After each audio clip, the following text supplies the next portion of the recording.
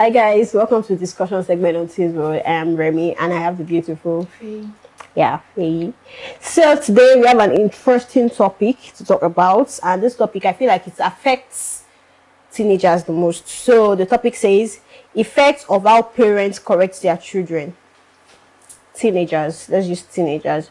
So we're talking about the effects of how parents correct their children, the effects certain correction takes on the children. So Faye, what's your take on this? Naturally, I feel like when it comes to children and parents' relationship, there is a more biased way of thinking when it comes to that. Normally, as a child, you might be right in some few things. You might feel, oh, this is my opinion is right. When it comes to your parents' aspect, they feel like, no, this is not how things is done. Yeah. Back in the days, this is how we do things. Yes. Their generation and our generation, there's quite a large gap when it comes to actions. In our parents' generation, when you greet your parents in a kind of way, you feel like you are being rude. Yeah. In their own generation, when you don't do things in kind of way, you feel like this child is spoiled. But in our own generation here, you can actually extend a handshake to someone and you feel like you're greeting them the right way. Meanwhile, it is the wrong way. And that goes to how we dress and how we do things. Our parenting. I have some friends whereby their parents allow them wear the shortest dress ever. They feel comfortable. Even their parents will follow them to club literally. Okay. But we have some parents that at the mention of just a little short dress, they are saying, even if it's your bad parent, they will tell you, they are saying a lot of things. They're backing you up. I feel like you just have to know your parental background before you act on some things. No matter what your parents do, they are always right. Yeah, sure. You should not pick out with them. You understand? Because sooner or later, you have your own personal freedom. So, pending the time you have your own personal freedom, you have to listen to your parents. Even when you have your own personal freedom, you have to act in a way that pleases your parents, A kind of, like my dad now, if my dad is going on the road and sees a lady wearing short dress, in his mind is like, who raised this child? Yeah, like literally what you wear defines you. Do you understand? Yeah. And I'm sure we have so many people like my father out there also. Do you understand? So what if, because my daddy is not there and I'm wearing a short dress and someone like my father sees me, what goes through his mind is, who raised this child? Do you understand? It's not really about what we want to do or what you are not doing. As a teenager, even as a female, coming from a female, I feel like everything you do comes with a standard. You should not go below or higher the standard. You should just be on a minimum. Just like the normal. There are so many ways to dress sexy, aside from wearing short wears. Of course. So I feel we should just do things basically with how you grow up. Yes. So I love your opinion actually.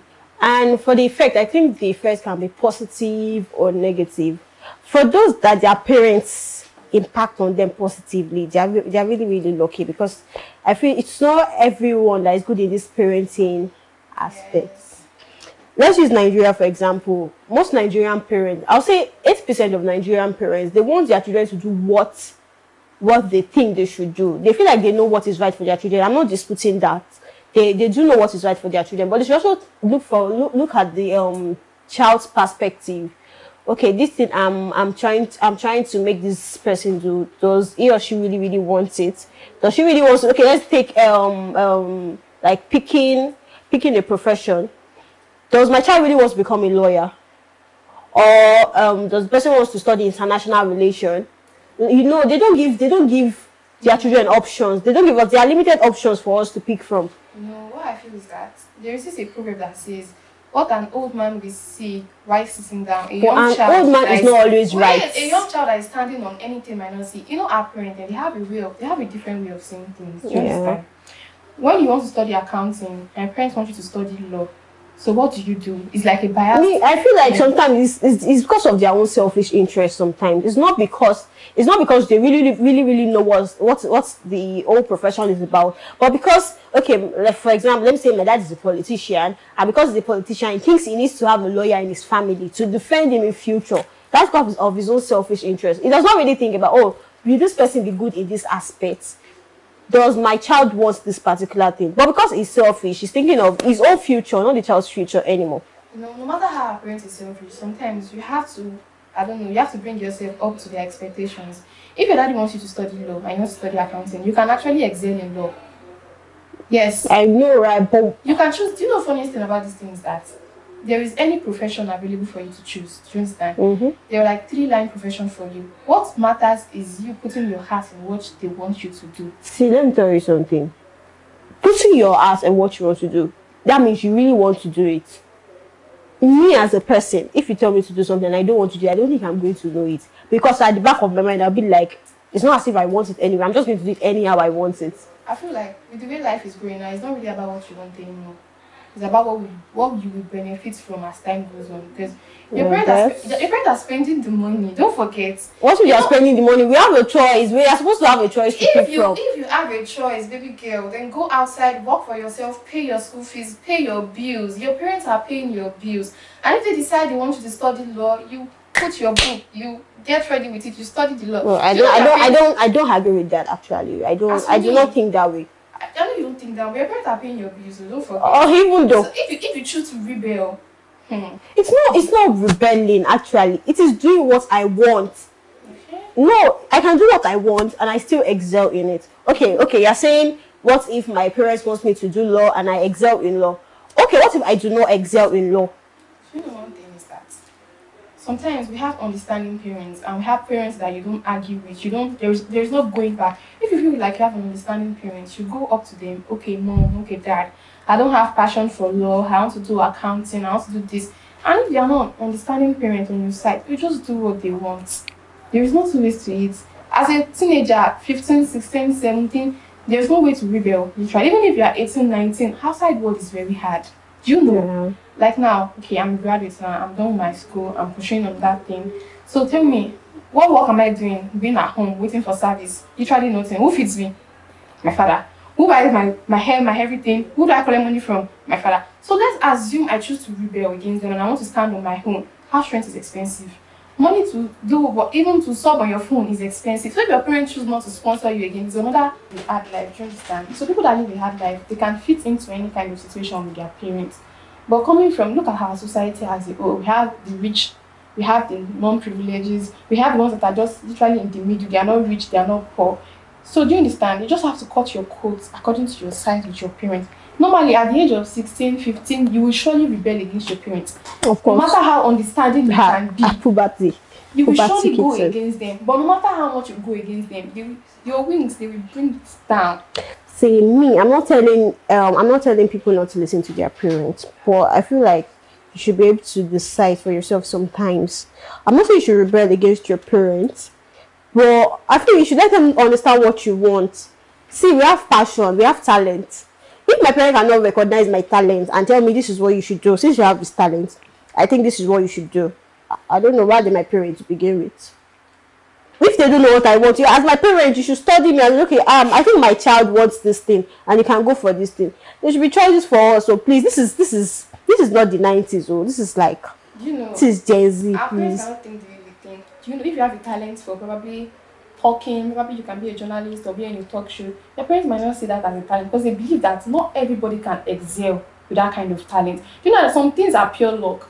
Look on the internet. We have so many people that are doing some shows for 10 years now, till this very day, they don't have 1,000 views or talk less of 1,000. And we have some people, the moment they start it, they are going all up. Our parents see these things. Do you understand? So you believe that whatever your parent chooses for you, just go for it. Just go for it. Like, have a clean mind. I do not believe that. I'll not lie. After doing your parents' wishes and you're living on like how many years after? This is not about how many years after. Do you understand? At the age of 18, 19, 20, 21, 22, as a normal person, you should have been done with your school. You think so in this Nigeria we are I'm in? just saying. Let's not generalize it though. Okay, let's not even generalize. I know somebody that will be 20 and she still hasn't gotten an admission. Okay. Not because she's not big, not because she didn't pass the cutoff. You understand? Let's leave people that have not gotten an admission out of it. Let's normal age gap for education, like you should be done with your school. 21, 22. Have you met ASU? No, I'm not talking about the No, let's be realistic. This is reality. Let's not put things in our life. Let's not imagine things. This is not about the problem in Nigeria. Do you understand? Normal age gap for finishing school. Let's leave aside our problems in this country. 21, 22. When you get to office, when you're looking for age gap for newly recruited like staffs, that you don't have working experience, what are the age they require of you? They'll tell you if you're not between 22, 23, one thing that makes you 25, 24, 26, they expect you to have at least 1 year experience. Do you understand? So let's leave what is going on in our country. Let's leave it aside. So what? The show is for those in our country, basically. If your parents want you to study accounting, I want to study. Maybe you have a passion for something else. There's nothing that says you can't do what they want you to study and do your passion. At the same time. Let's imagine that. Okay, I got admission at the age of 19, and my parents want me to study medicine for 7 years. In between that 7 years, they strike. There's a lot of things. There was COVID. After COVID, there was strike. I'll be finishing school maybe like 28. It's not even 27 anymore. 28. So just for me to start pursuing what I want at 28. There is never an age too late for pursuing what you You want. just said that. You just told me now that if you get to an office and they want to employ you, they want 22, 23. Yes. Yeah, okay. Now you're not talking about what the age. You're talking about what you want after the whole strike and finishing at the age of 28. You can still pursue what you want. I have some friends. And so who's going to employ me at 30? Listen, I have some friends whereby they are older than me, 25, 26. We are both in this accounting line, and they don't even want to study accounting. They like all these social media content and everything.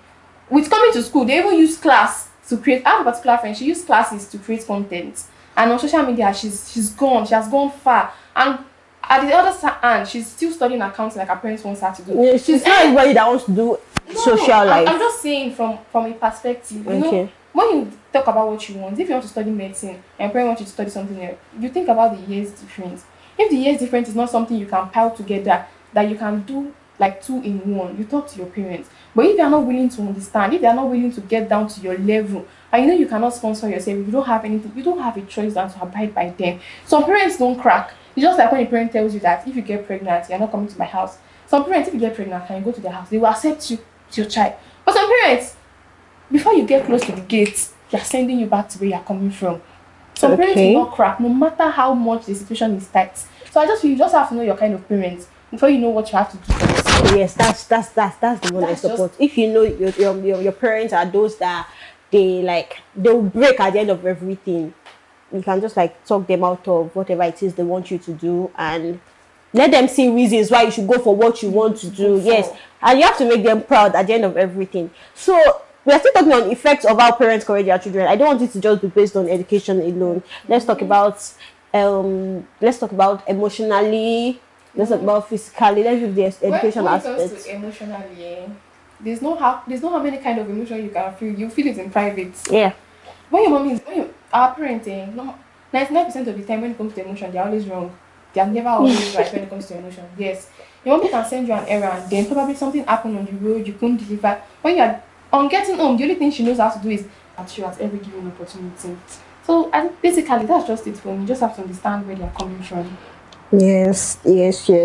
So I don't know if parents are watching this, but I also want parents that are going to see this to like try to understand your children better, try to study them and know what they want. Let them have choices. Let them be able to talk to you. If you want to correct your children, I'm not teaching you how to correct your children, but at least be a little lenient. Just be a little lenient. So when things are bothering them, they'll be able to come to you and explain themselves. But if you are too strict and there's no even they don't even have a say, I'm sorry, that is how some children turn out. Just go like father away from exactly. So you be like, I did this, I did that, this is not how I brought you up, but there was something you were doing wrong that you yourself you do not know. So please, let's just adjust. And children too, just do the right thing. Listen to your parents too. They know what's best for you. If you want something, talk to them about it, and everybody will be fine all around up. You said everything. Okay, so I hope you learned one or two. I hope you had fun because we did, like really had fun. And thank you. Keep watching TeensWorld.